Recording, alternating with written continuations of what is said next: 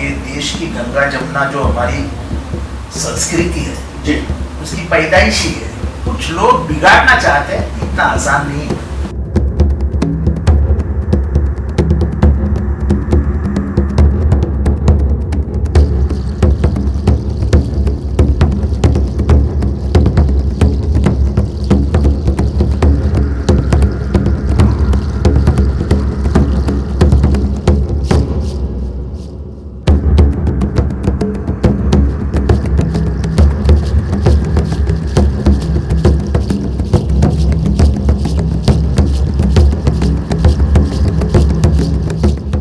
मोहतरम नाजरीन, आप देख रहे हैं सरप्लस न्यूज़ लैब।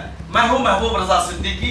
महाराष्ट्र में है जब इंसान शख्स से शख्सियत, पर्सन से पर्सनालिटी, व्यक्ति से व्यक्ति विशेष बन जाते हैं, तो वो आते हैं टॉक शो विद महबूब रजा में। टॉक शो विद महबूब रजा में डॉक्टर जितेंद्र आव्हाड साहब का इस्तकबाल है, स्वागत है सर आपका। डॉक्टर जितेंद्र आव्हाड साहब सिर्फ महाराष्ट्र में नहीं, पूरे हिंदुस्तान में एज ए पॉलिटिकल लीडर के तौर पर माने जाते हैं। क्यों माने जाते हैं? वो एनसीपी के नेशनल महासचिव है और उससे भी ज्यादा शरद पवार जी के खासम खास और उनके टीम के एक मजबूत सिपाही है और लास्ट कमो बेस 35 साल से साहब के साथ, मतलब शरद पवार जी के साथ एक आहन की तरह, आयरन की तरह खड़े हैं। जितेंद्र आव्हाड जी का जब नाम आता है तो एक चीज और खास बात में चल के आती, जहां पर गोडसे के मानने वाले लोग चारों तरफ फैल चुके हैं, सावरकर के मानने वाले फैल चुके हैं। इनका कहना है, मैंने जिंदगी में कभी भी अपने आइडियोलॉजी के साथ समझौता नहीं किया। इनकी आइडियोलॉजी क्या है कि मैं गांधी जी का मानने वाला हूं, मैं बाबा साहब अंबेडकर का मानने वाला हूं, मैं मौलाना अबुल कलाम आजाद का मानने वाला। ऐसे दौर में सियासत को हावी करना और सेकुलर राजनीति करना बहुत टफ हो गया। यही से सवाल शुरू करते हैं। मैं जानता हूं कि आप गांधी जी के मानने वाले, डॉक्टर अंबेडकर के मानने वाले, मौलाना आजाद के मानने वाले।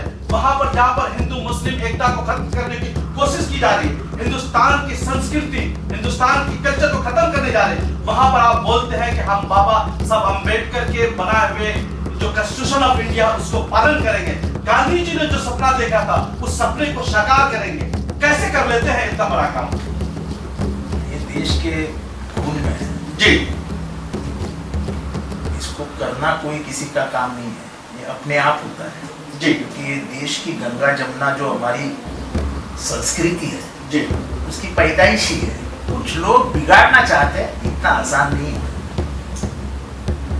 भारत की मूल व्यवस्था जी, भारत की मूल संस्कृति को बिगाड़ना ये नामुमकिन है। जितेंद्र आव्हाड जी, आप एक पढ़े लिखे इंसान हैं, डॉक्टर भी है, सब चीज ठीक है, मगर जिस तरीका से आप जो है एक मुतहर्रिक, एक आंदोलनकारी लीडर भी है, इसलिए कि आपने जो है पुलिस के रहने के घर के इंतजाम के बारे में आंदोलन चलाया और ट्रेन एसी के मुतालिक आपने आंदोलन चलाया, इसलिए बहुत सारे आपने आंदोलन चलाया और हमेशा फिरका परस्त को खत्म करने के लिए भी आंदोलन चलाया। तो इतनी ताकतें कहां से लेकर के आते हैं? ऐसा है कि लड़ना, जब आदमी के बचपन से आदमी लड़ना सीखता है तो उसको कोई सिखाने वाला नहीं चाहिए, और जहाँ अन्याय है उसके खिलाफ खड़ा रहना जब दिल में होता है तो फिर कोई ताकत रोक भी नहीं सकती। इस वक्त जनाब शरद पवार जी पूरे देश भर के जितने भी अपोजिशन लीडर हैं सबको मुत्तहिद यूनाइट कर रहे हैं।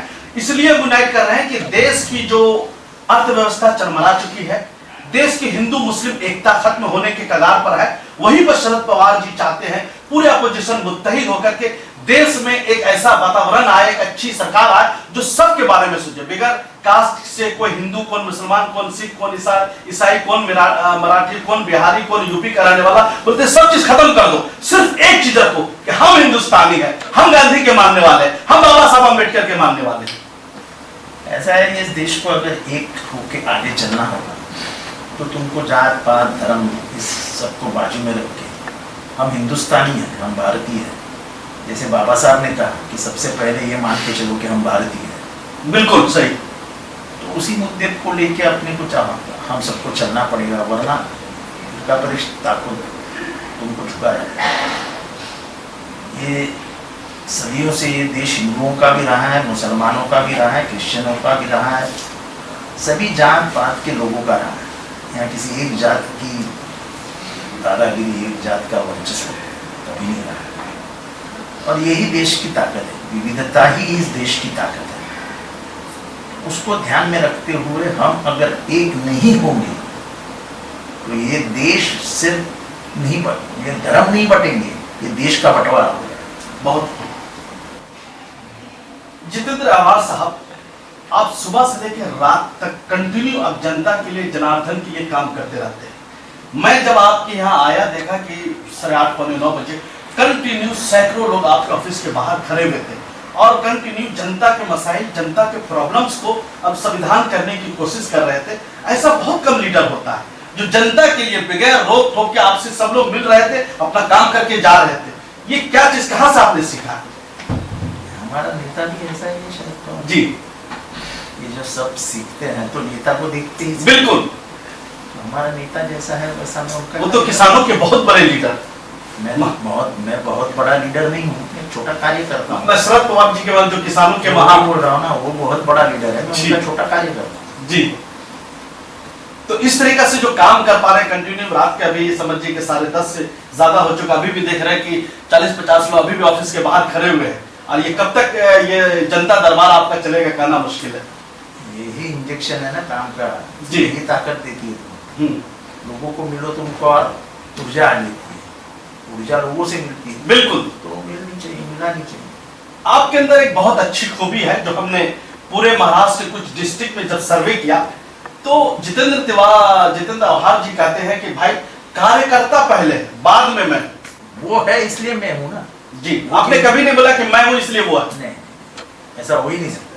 कार्यकर्ताओं के कंधे पे तुम बैठे हो, जिस दिन कार्यकर्ता कंधा उतार डालेगा तो नीचे गिर जाओगे। जी, इसलिए कंटिन्यू आप जीतते हुए आ रहे हैं। जनता का दो चीज आपके पास, एक तो कार्यकर्ता की सबसे बड़ी ताकत, दूसरा जनता का प्यार। हाँ, जनता का प्यार तो है ही जी, और कार्यकर्ता की ताकत है इसलिए जनता का प्यार है। बिल्कुल। कार्यकर्ता की ताकत के सिवा कोई नेता बन ही नहीं सकता। और मैं अपने आप को नेता मानता ही नहीं हूँ, मैं कार्यकर्ताओं में से एक कार्यकर्ता। क्या बात है।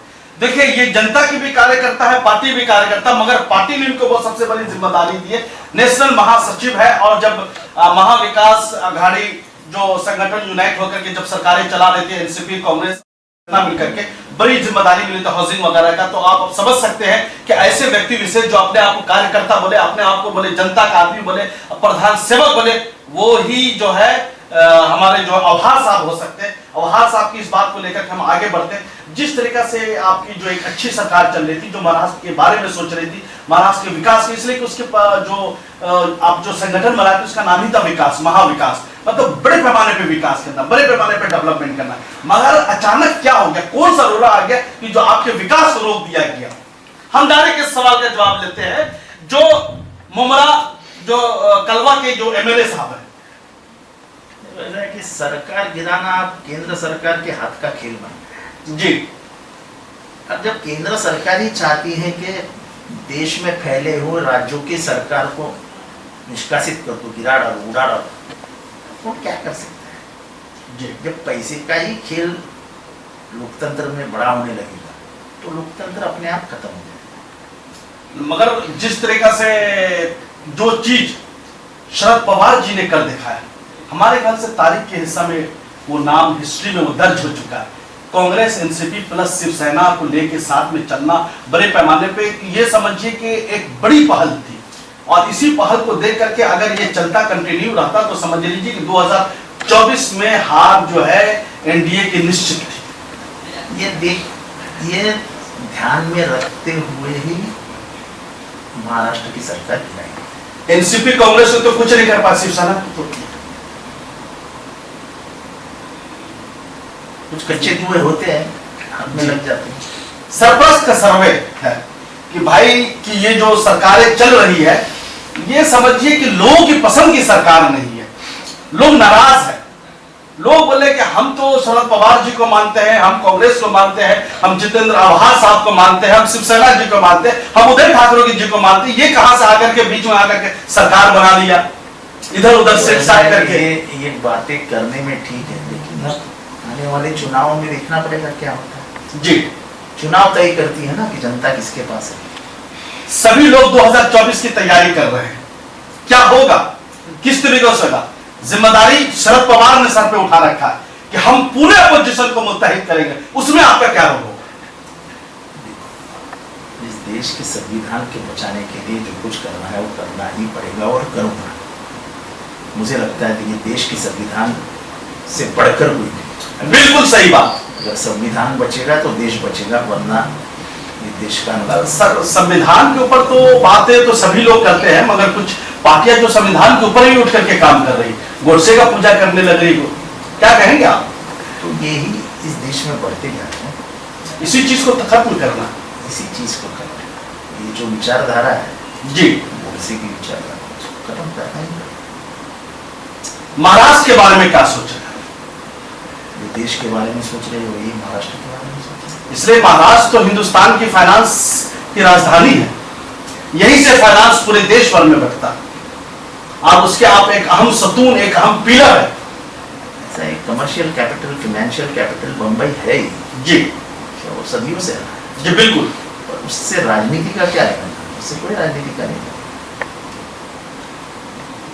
आने वाले में दिनों में देखते हैं लोगों की पसंदी में कितना ये सरकार उतरता है, कितना काम ये सरकार जनता का करता है, उसके ऊपर आगे सब तय होगा। शरद पवार के नेतृत्व में 2024 में सरकारें बनेंगी, एक अहम सवाल है। बिल्कुल बनेगी।